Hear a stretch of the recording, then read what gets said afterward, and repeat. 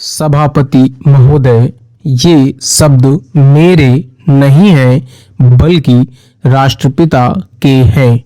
जो लोग आज सरकार में बैठे हुए हैं, क्या वे अपने दिल में सोचेंगे कि यह देशद्रोह शब्द बालकों को अंग्रेजी पढ़ाने के लिए राष्ट्रपिता का कहा हुआ है?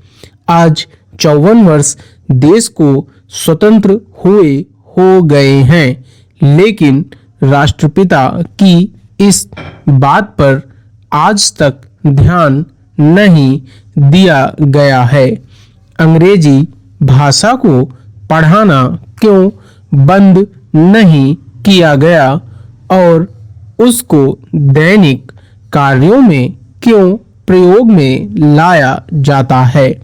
मैं इस बात को कई बार इस सदन में कह चुका हूं और मैंने इस विधान परिषद की नियमावली में एक वर्ष पहले एक संशोधन भी रखा था, लेकिन मेरा दुर्भाग्य है कि वह संशोधन वर्ष भर से इस सदन में प्रस्तुत नहीं हो सका।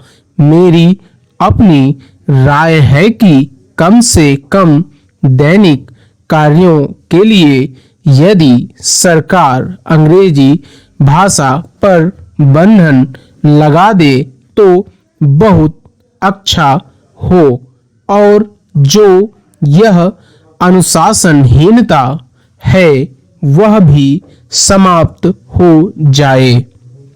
सभापति महोदय, जैसा कि मेरे मित्र ने कहा, लड़कों के माता-पिता अंग्रेजी का प्रयोग करते हैं और उनके शिक्षक भी उसका प्रयोग करते हैं, फिर बालकों पर उसका प्रभाव क्यों नहीं पड़ेगा?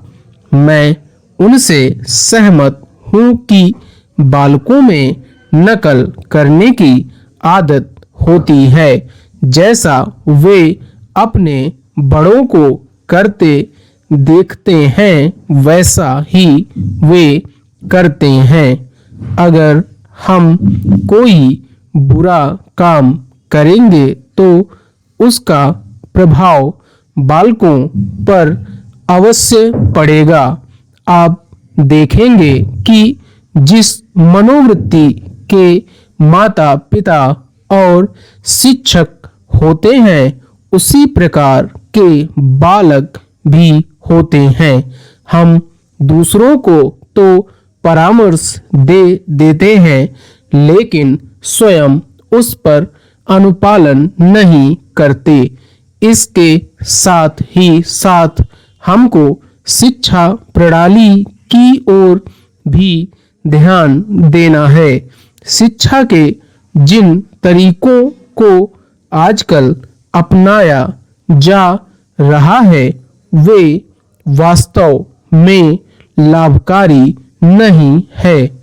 सरकार की ओर से इस प्रकार का आदेश होना चाहिए कि 14 वर्ष तक बालकों को अपनी मातृभाषा में ही शिक्षा दी जाएगी और दैनिक कार्यों में भी अंग्रेजी का प्रयोग नहीं होगा।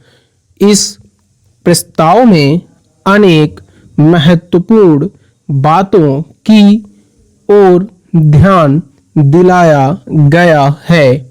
मैं समझता हूँ कि जब माननीय मंत्री जी इसका उत्तर देंगे तो कह देंगे कि हम बहुत सी बातों पर कार्यान्वयन कर रहे हैं, लेकिन मैं समझता हूँ कि उन पर कोई कार्यान्वयन नहीं हो रहा है।